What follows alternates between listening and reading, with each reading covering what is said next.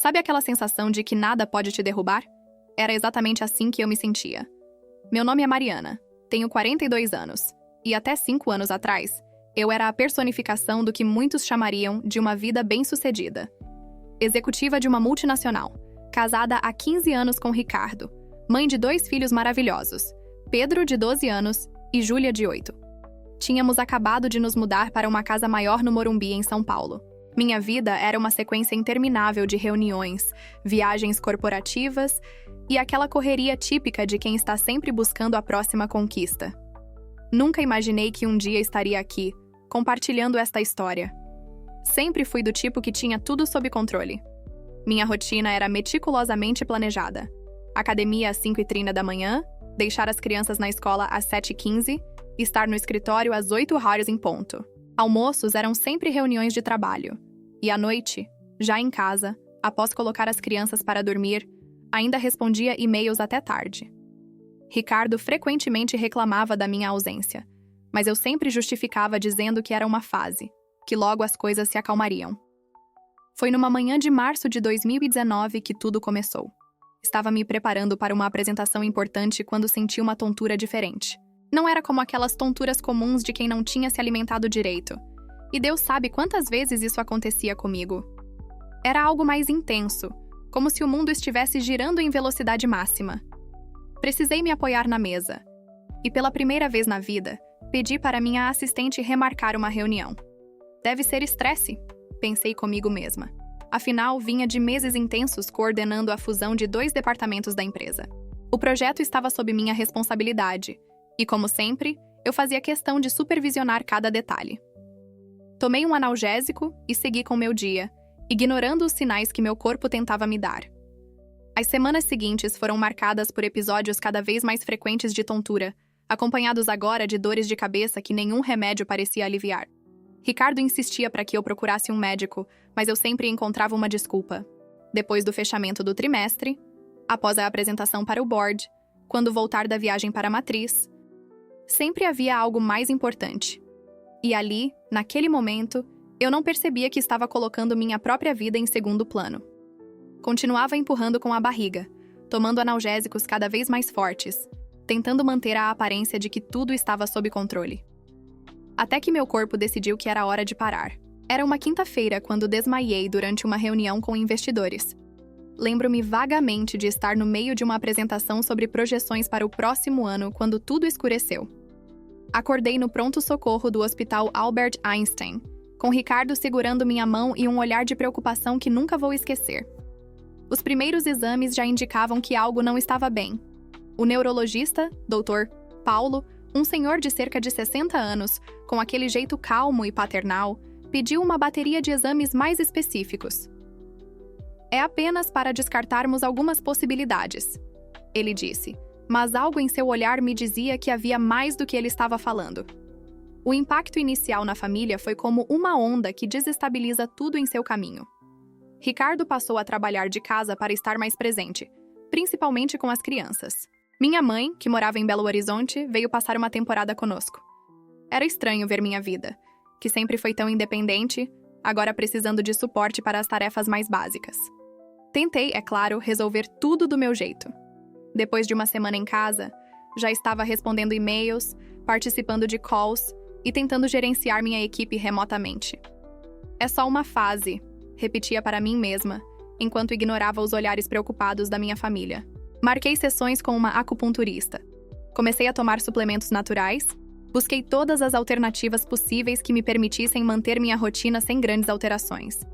As primeiras consequências começaram a aparecer no trabalho. Projetos que eu coordenava tiveram que ser redistribuídos. Reuniões importantes foram remarcadas. E pela primeira vez em 15 anos de carreira, precisei tirar uma licença médica. Foi como se tivessem puxado o tapete dos meus pés. Minha identidade estava tão entrelaçada com minha carreira que me sentia completamente perdida. O estado emocional inicial era uma mistura de negação com raiva. Raiva do meu corpo por me trair, justamente quando estava prestes a assumir uma posição ainda mais importante na empresa. Raiva por não conseguir manter o controle que sempre tive sobre tudo. A negação vinha em ondas. Tinha certeza que era apenas uma fase de estresse, que logo passaria com algumas semanas de descanso. As crianças perceberam a mudança. Pedro, sempre muito observador, começou a ter problemas na escola. Júlia passou a dormir no nosso quarto, com medo de que algo acontecesse comigo durante a noite. Ricardo tentava manter a normalidade, mas eu percebia seu olhar preocupado toda vez que eu tinha um episódio de tontura ou dor mais forte. Foram 3 semanas de exames intensos, ressonâncias magnéticas, tomografias, exames de sangue que pareciam intermináveis. Cada vez que o telefone tocava com resultados, meu coração disparava. A espera pelos diagnósticos era uma tortura. Tentava manter a postura forte de sempre, mas por dentro estava desmoronando. E então, numa tarde de abril, recebi o telefonema que mudaria tudo. O Dr. Paulo queria nos ver com urgência. Ricardo e eu fomos até seu consultório, tentando manter o otimismo, mas algo no tom de voz da secretária ao marcar a consulta já havia acendido um alerta. O consultório do Dr. Paulo sempre me pareceu acolhedor, com suas paredes em tons suaves e aquela vista panorâmica de São Paulo. Mas naquele dia, parecia sufocante. Ele nos recebeu com seu jeito calmo de sempre, mas havia uma seriedade diferente em seu semblante. Mariana, os exames mostraram algo que precisamos tratar com urgência. Ele começou, e cada palavra seguinte parecia uma martelada. Tumor cerebral, maligno, localização delicada, prognóstico reservado. As palavras ecoavam na minha mente, mas pareciam distantes, como se estivesse falando de outra pessoa. Ricardo apertou minha mão com força enquanto o médico explicava os detalhes. O tumor estava localizado numa região de difícil acesso, e seu tamanho já era considerável. Como não percebi antes? Me perguntava, repassando mentalmente todos os sinais que meu corpo havia me dado nos últimos meses. O prognóstico era devastador. Sem tratamento, teria entre 3 a 6 meses de vida. Com tratamento agressivo, cirurgia seguida de químio e radioterapia, as chances de sobrevivência além de 1 ano eram de apenas 15%. Números. Minha vida havia se resumido a estatísticas e probabilidades. Saí do consultório em estado de choque. O caminho de volta para casa foi feito em silêncio absoluto. Ricardo tentava dizer algo, mas as palavras pareciam não encontrar espaço no ar pesado que nos envolvia. Minha mente estava numa corrida frenética, pensando em tudo e em nada ao mesmo tempo. Como contar para as crianças? Como avisar no trabalho? O que fazer com todos os projetos que estava conduzindo? E os sonhos que tinha planejado? A viagem para a Disney que havia prometido para Júlia no próximo ano? A formatura do Pedro que aconteceria em alguns meses? Todas essas perguntas se misturavam numa tempestade de pensamentos que parecia não ter fim. Naquela noite, depois que as crianças dormiram, tive minha primeira crise real de desespero. Tranquei-me no banheiro e pela primeira vez em muito tempo chorei até não ter mais lágrimas. Ricardo ficou do outro lado da porta, respeitando meu momento, mas deixando claro que estava ali. Quando finalmente saí, nos abraçamos em silêncio por um tempo que pareceu eterno. Os dias seguintes foram um borrão de consultas com outros especialistas, buscando segundas, terceiras opiniões. Cada médico confirmava o que já sabíamos, apenas apresentando pequenas variações no tempo estimado ou nas possibilidades de tratamento. A realidade era clara. Estava diante de uma sentença que parecia não ter apelação. No trabalho, a notícia foi recebida com choque e consternação. Meu chefe imediato, com quem havia trabalhado por mais de uma década, não conseguiu conter as lágrimas durante nossa conversa. A equipe que eu havia construído e liderado por anos estava em choque. Recebi dezenas de mensagens, ligações, visitas. Pessoas com quem havia trabalhado em diferentes momentos da minha carreira se manifestavam com palavras de apoio e ofertas de ajuda. Mas o momento mais difícil foi contar para as crianças. Como explicar para uma criança de 8 anos que sua mãe está doente? Como fazer um pré-adolescente de 12 anos entender a gravidade da situação sem destruir sua sensação de segurança? Ricardo e eu passamos noites discutindo a melhor maneira de abordar o assunto. Decidimos ser honestos, mas cautelosos. Explicamos que mamãe estava doente e precisaria fazer um tratamento longo e difícil. Que haveria dias bons e dias ruins. Que o cabelo cairia, mas voltaria a crescer. Que precisaríamos da ajuda e compreensão deles. Pedro, com sua maturidade precoce, fez perguntas diretas sobre o que exatamente eu tinha. Júlia quis saber se doía, se eu ficaria no hospital, se poderia continuar levando ela na escola. Meus pais vieram de Belo Horizonte assim que souberam. Minha mãe, sempre tão forte, parecia ter envelhecido anos em poucos dias. Meu pai, um homem tradicionalmente reservado com suas emoções, chorou abertamente quando me abraçou. Vê-los assim era mais uma confirmação da gravidade da minha situação. A rotina que eu tanto prezava foi completamente destroçada. As manhãs na academia foram substituídas por consultas médicas. As reuniões de trabalho deram lugar a sessões de planejamento do tratamento. Os almoços de negócios viraram momentos de tomar medicações. Meu calendário, antes preenchido com compromissos corporativos, agora estava marcado com datas de exames e procedimentos. Foi nesse período que comecei a perceber quanto tempo havia perdido focando nas coisas erradas. Quantos cafés da manhã com a família havia pulado para chegar mais cedo ao escritório? Quantas apresentações de escola das crianças havia perdido por causa de reuniões que agora pareciam tão insignificantes? Quantas vezes havia adiado um jantar romântico com Ricardo porque estava muito ocupada respondendo e-mails?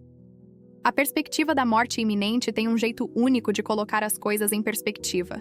De repente, todas as conquistas profissionais, as promoções, os bônus, os prêmios de destaque, tudo parecia vazio diante da possibilidade de não ver meus filhos crescerem, de não envelhecer ao lado do meu marido.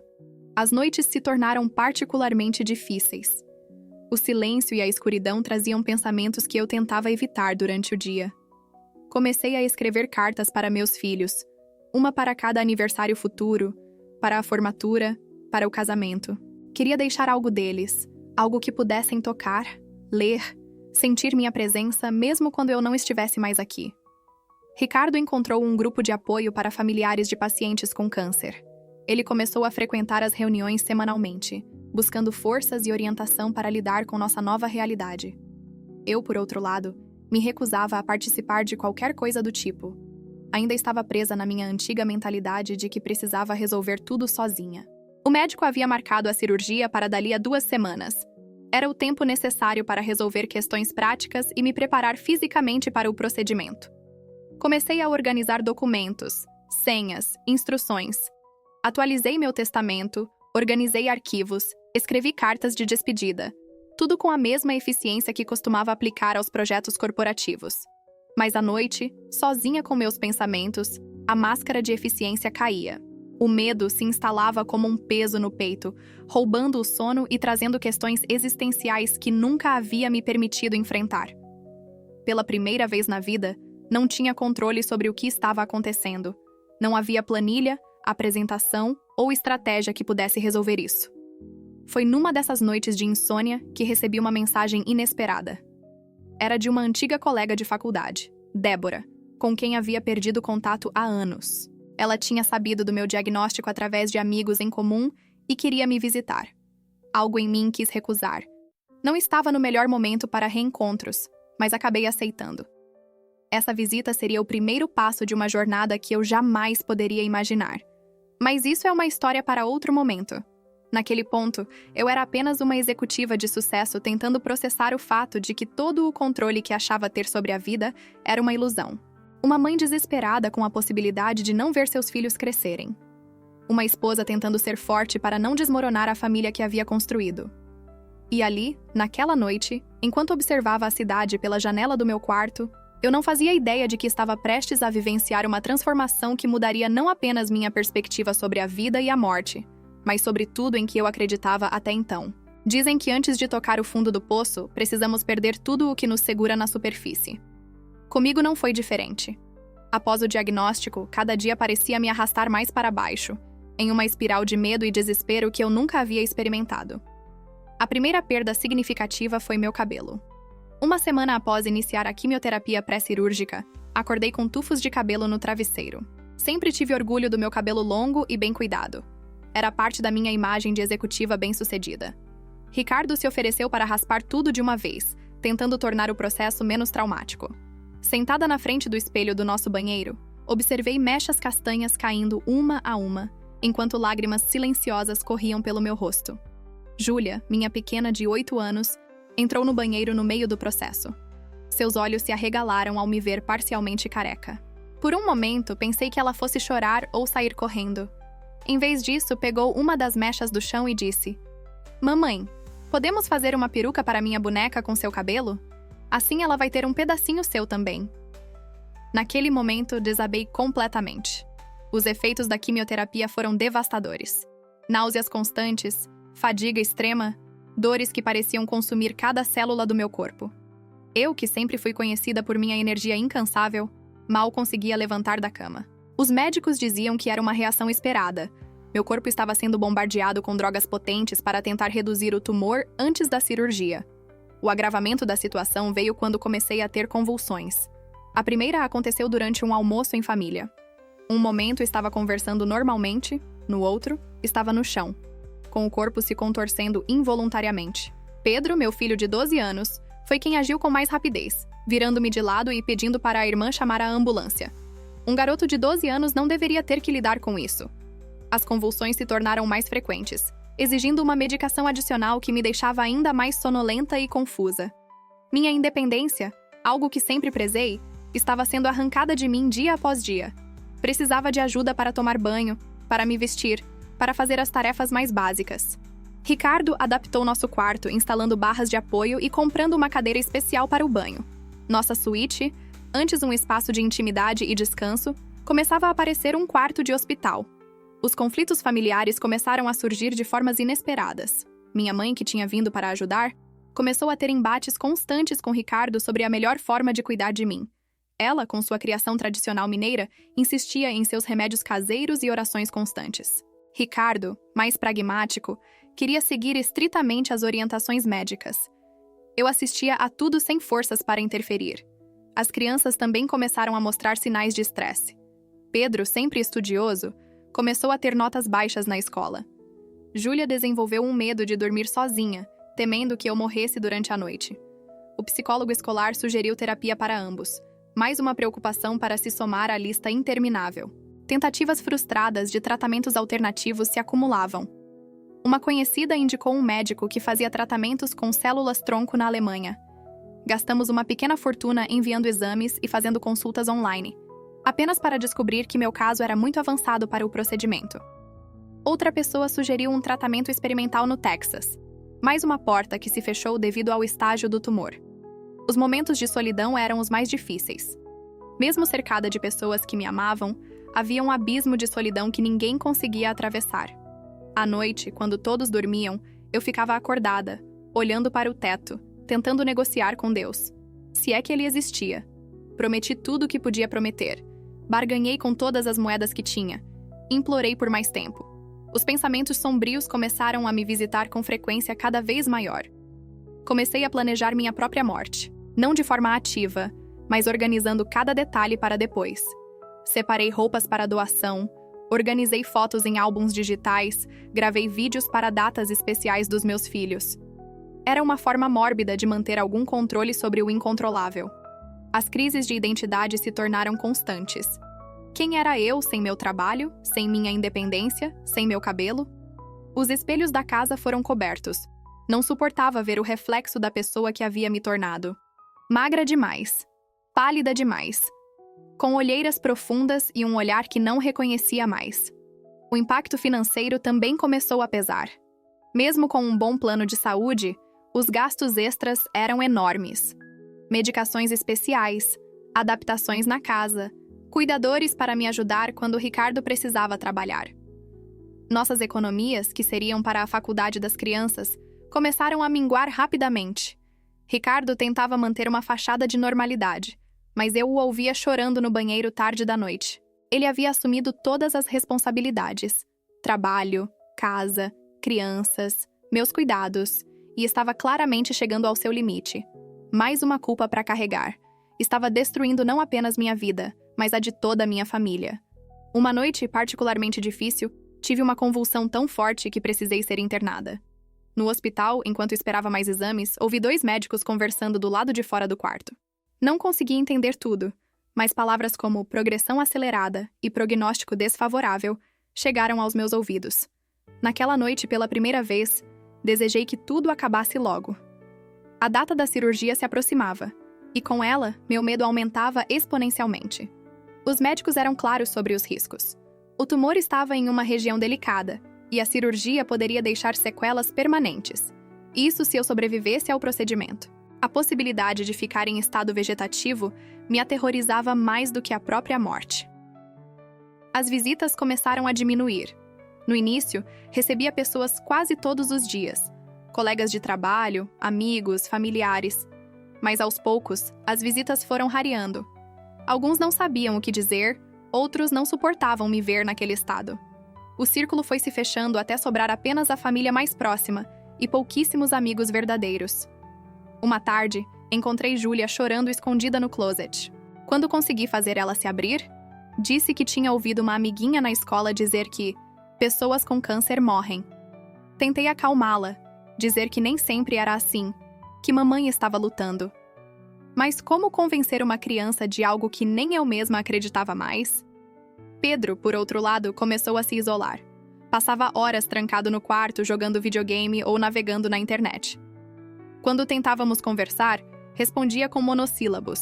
O psicólogo explicou que era sua forma de lidar com a situação, mas ver meu filho se fechando dessa forma partia meu coração. Ricardo começou a apresentar sintomas de depressão. Perdeu peso, tinha dificuldade para dormir, estava sempre ansioso. Mesmo assim, se recusava a procurar ajuda, dizendo que precisava estar forte por todos nós. Eu o observava se destruindo lentamente, impotente para fazer qualquer coisa. Há 3 dias da cirurgia, tive uma convulsão particularmente severa. Acabei mordendo a língua com força, e o sangramento não parava. Fui levada às pressas para o hospital. Enquanto os médicos me atendiam, ouvi um deles comentar que o tumor havia crescido mais do que o esperado. As chances, já pequenas, estavam diminuindo ainda mais. Foi nessa internação que conheci Helena, uma senhora de uns 70 anos que estava no mesmo quarto que eu. Ela tinha um tipo diferente de câncer, mas sua serenidade me intrigava. Mesmo claramente em estado terminal, mantinha um sorriso no rosto e falava sobre Deus com uma convicção que eu nunca havia visto. Você não precisa carregar esse fardo sozinha, ela me disse uma noite, quando me viu chorando silenciosamente. Existe alguém muito maior que pode carregar por você. Na hora, descartei aquilo como o delírio de uma senhora à beira da morte. Não sabia que aquelas palavras ficariam ecoando na minha mente nos dias seguintes. A véspera da cirurgia foi o momento mais sombrio. Assinei todos os documentos, consentimentos, procurações, últimas vontades. Gravei um último vídeo para as crianças caso algo desse errado. Tentei memorizar cada detalhe dos rostos que amava, temendo não ter outra chance. Naquela noite, sozinha no quarto do hospital, enfrentei meus demônios mais profundos. O medo da morte, que sempre tinha sido algo abstrato, agora era uma presença constante, quase palpável. Mas além do medo da morte, havia o medo de continuar vivendo. Vivendo como um peso para minha família, como uma sombra da pessoa que fui um dia. As enfermeiras faziam rondas frequentes, checando meus sinais vitais, ajustando medicações. Uma delas, mais jovem, sentou-se comigo por alguns minutos. Não disse nada, apenas segurou minha mão. Às vezes, o silêncio é o único conforto possível. Pela janela do hospital, observava as luzes da cidade. Quantas outras pessoas estavam passando por momentos semelhantes naquela mesma noite? Quantas famílias estavam sendo destroçadas por diagnósticos implacáveis? Quantas crianças estavam prestes a perder suas mães? O celular tocava ocasionalmente. Mensagens de apoio, pessoas dizendo que estavam orando por mim. Eu lia tudo mecanicamente, sem realmente absorver. As palavras de conforto pareciam vazias diante da realidade que me aguardava na manhã seguinte. Ricardo ficou comigo até o último momento permitido pelo hospital. Quando ele teve que ir embora, nos abraçamos por um tempo que pareceu infinito, e ao mesmo tempo insuficiente. Vou estar aqui quando você acordar, ele prometeu. Não tive coragem de dizer que talvez eu não acordasse. Depois que ele saiu, peguei meu celular e gravei uma última mensagem de voz. Não era um testamento ou uma despedida formal. Era apenas um desabafo, palavras que precisavam ser ditas, mesmo que nunca fossem ouvidas. Falei sobre meus medos, meus arrependimentos, minhas esperanças para meus filhos. Falei sobre o amor que sentia por todos eles e como desejava ter mais tempo. Foi nesse momento, no fundo do poço, completamente quebrada e sem qualquer esperança, que algo inesperado aconteceu. Algo que mudaria não apenas o rumo da minha doença, mas toda a minha compreensão sobre vida, morte e fé. O reencontro com Débora, minha antiga colega de faculdade, aconteceu na tarde anterior à cirurgia. Ela havia insistido em me ver, mesmo com minha relutância inicial. Quando entrou no quarto do hospital, mal a reconheci, não pela mudança em sua aparência, mas pela paz que emanava dela. Mari, você se lembra quando éramos inseparáveis na faculdade? Ela começou. E como nos perdemos ao longo do caminho? Sua voz era suave, sem julgamento. Ela não estava ali para falar do passado, percebi, mas para compartilhar algo mais profundo. Débora então me contou sua própria história de cura. 5 anos antes, havia recebido um diagnóstico semelhante ao meu. Um tumor cerebral inoperável.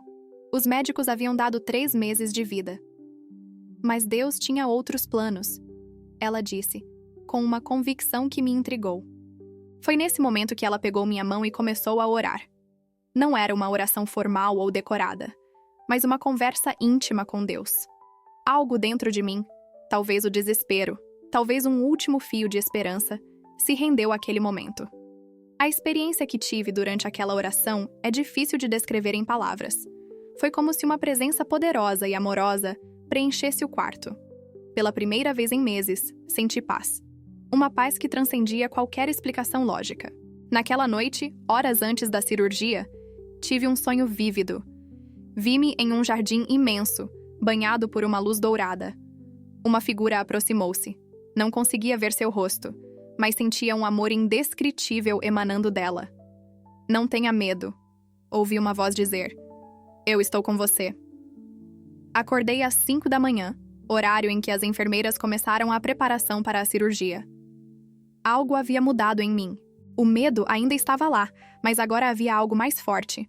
Uma certeza inexplicável de que, independente do resultado, eu não estava sozinha. As primeiras mudanças foram internas.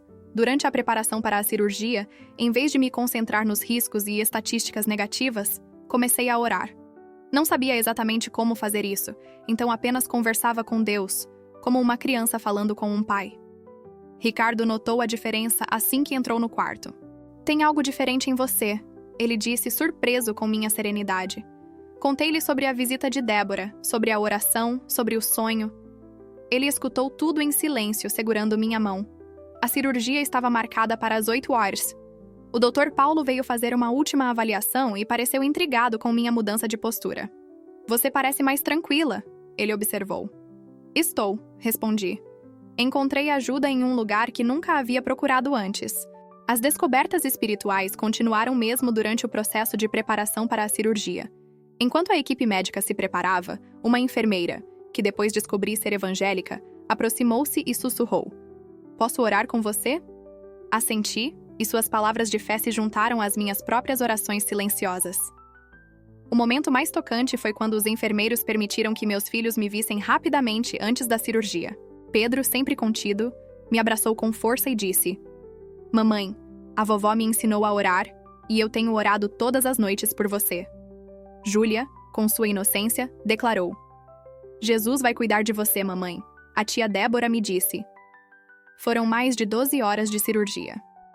Depois, soube que Ricardo e minha família passaram esse tempo em oração contínua na capela do hospital. Débora havia mobilizado sua igreja e centenas de pessoas estavam orando por mim naquele momento. Quando acordei na UTI, a primeira coisa que notei foi uma luz diferente no quarto. Não a luz artificial do hospital, mas algo mais sutil, mais caloroso. A dor estava presente, mas havia uma paz inexplicável que a superava. Os primeiros exames pós-cirúrgicos surpreenderam a equipe médica. O tumor havia sido removido com uma precisão que eles não esperavam conseguir.